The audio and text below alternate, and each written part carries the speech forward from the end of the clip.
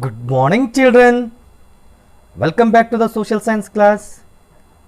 In our previous class, we know very well, we were discussing about India land resources. So, as we have successfully discussed about India land resources, today I have planned to start one more new lesson from the history.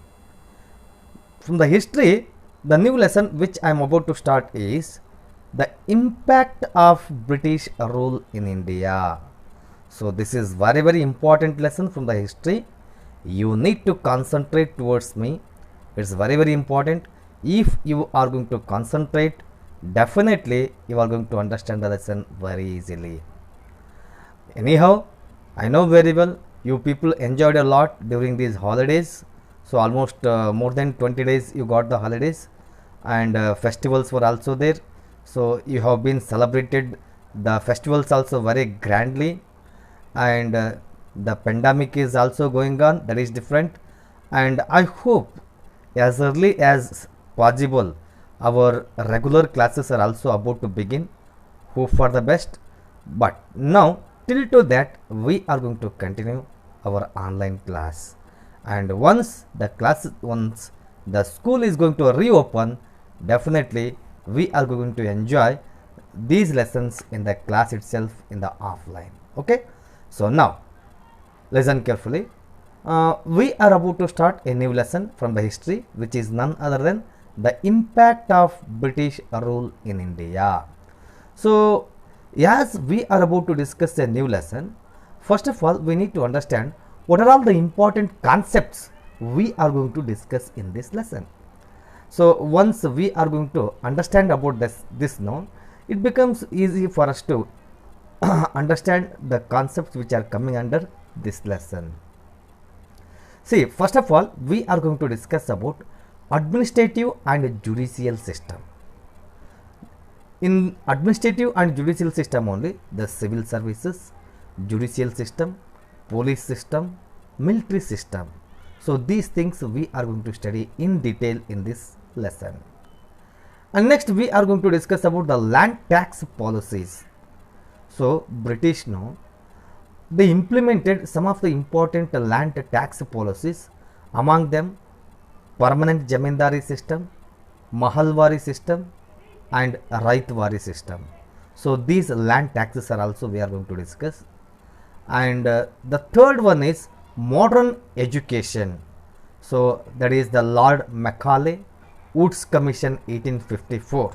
So this also we are going to discuss in detail in this lesson. And acts during British rule. So what are all the important acts took place during the British rule? About that also we are going to study in this lesson. Mainly Regulating Act, Pitt's India Act, and Charter Act. So these are some of the important concepts from this lesson which we are going to discuss. Okay, so before going to start this administrative and judicial system, no, a slight brief introduction about the British administration in India. See, the British East India Company fulfilled its commercial needs in the beginning as a trade company. So this British East India Company was there now in the beginning. So it fulfilled its commercial needs as a trade company. On observing the fractured political landscape of India, wherein hundreds of ruling dynasties were competing with each other, the British thought of exploiting the situation to further their political consolidation. See, about this now, I have already spoke in our previous class. See, basically the British came to India for the purpose of what? The trade. But once they came to India, once they started their trade in India, they came to know that in India the political system has been totally washed.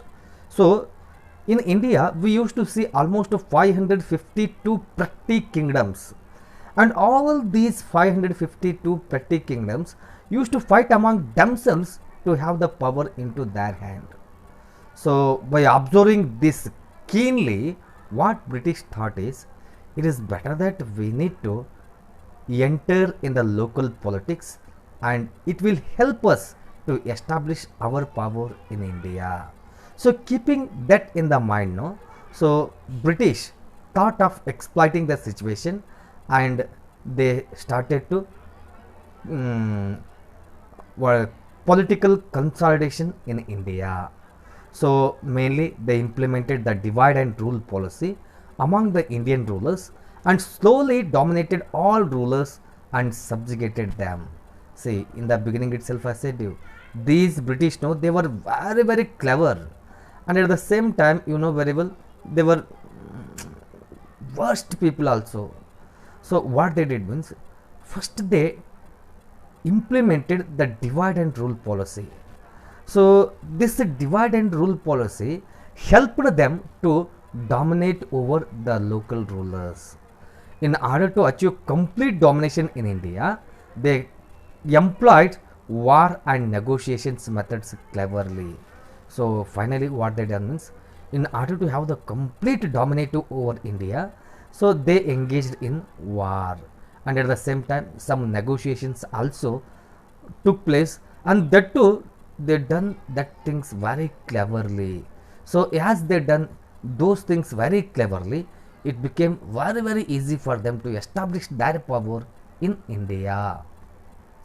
After getting India under control by employing various clever means, the British thought of strengthening their hold over India permanently.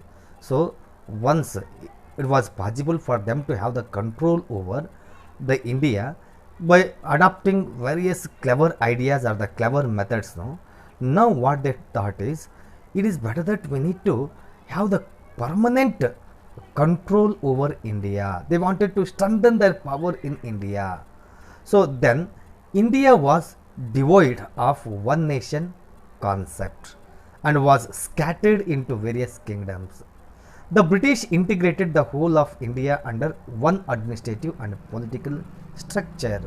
Now you see, actually during that time, no, the India was scattered into 552 small kingdoms. So what the British thought is, if we won't integrate this one, it becomes very difficult for us only to administrate.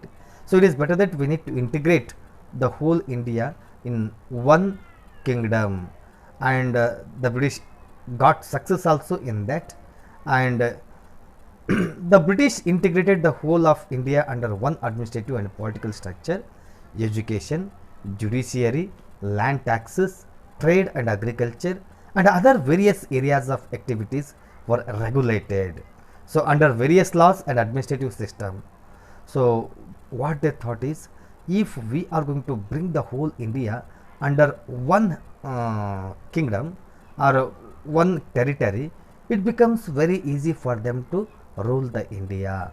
So education, judiciary, land taxes, trade, agriculture, all the activities regulated very easily in this type. So this brought in a new structure of India.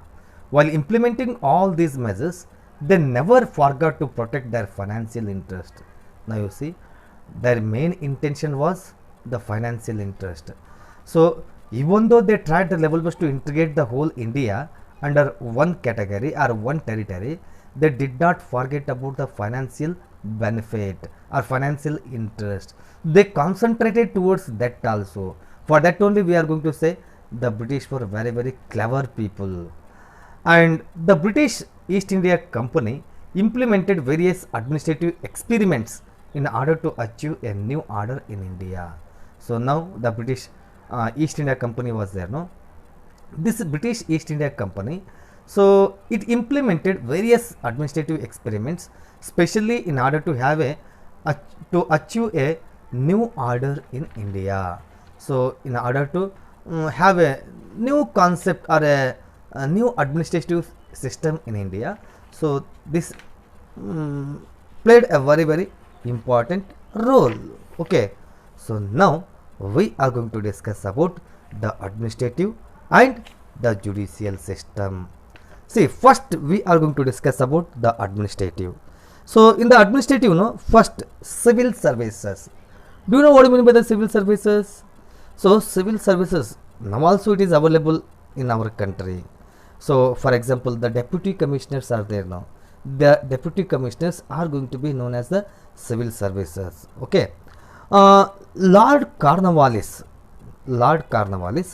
introduced the administrative civil services in India first time. The system of appointing employees for the purpose of trade was done by the East India Company from the beginning. So actually, from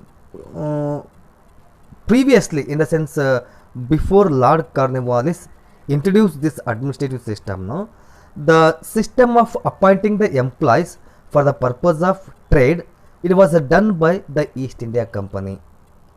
So later what happened, you see, the company also provided permission for private workers to trade. By using these opportunities, employers made money became corrupt through the illegal means. Now what happens, you see, it appointed some of the employees, and apart from that, the company even gave the permission for the private people also to work as a trade workers. And now these private workers were there, no? These private workers, they adopted the correct method. So due to this, what happened is, by using illegal methods, they became totally corrupt. So to control this, in 1773, the government of England implemented a regulating act. So actually the British officers also became the corrupt in India during that time.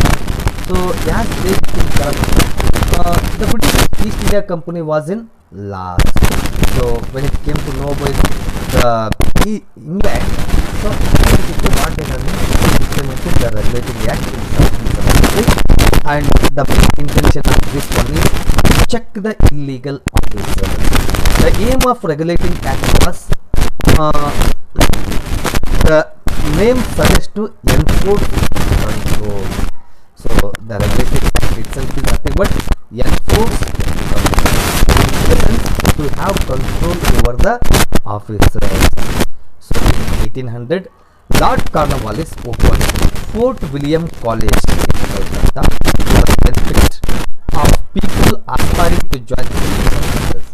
So now what happened, you see, in 1800 now, the Lord Cornwallis opened a new Fort William College in Calcutta, and once the new Fort William College was started in Calcutta, the benefit of, especially for the people who are aspiring to face the civil service exam. But this initiation did not find support from the directors of East India Company. So that during that time, the directors of the East India Company were there, and whatever the suggestions or whatever the developments were took place during the period of 1800, that too by Lord Cornwallis, so it was not accepted by the directors of the company. So as a result, all the appointments till 1853, so all the appointments till 1853 were done by directors. From 1853 onwards, the appointments for civil services were done through the competitive examination. Before 1853, whatever the appointments were there, that appointments were done by directly the company. But now, after 1853, so whatever the recruitments were there, no, so that recruitments or the appointments were done through the competitive exams. So this did not benefit Indians much. So even though it was done through the competitive examination, it did not benefit Indians much. So the British continued to suspect the efficiency of Indians, and Lord Cornwallis argued all the native of Hindustan are completely corrupt. It's very important. So actually, what the British thought is, Indians are not that much efficient to work as a civil service. And apart from that, no, the Lord Cornwallis said that, so most of the Indians, those who are working are totally corrupt, and as a result, only lower grade jobs were given to the Indians. So only the lower grade jobs were there now. That lower grade jobs were given for the Indians, and the higher rank, the higher grade jobs are there. The higher grade jobs were given for only the Muslims. Okay, so today we have discussed about the administrative system. So next we are going to discuss the judicial system, police system, military system, and all that. Into that, bye. See you.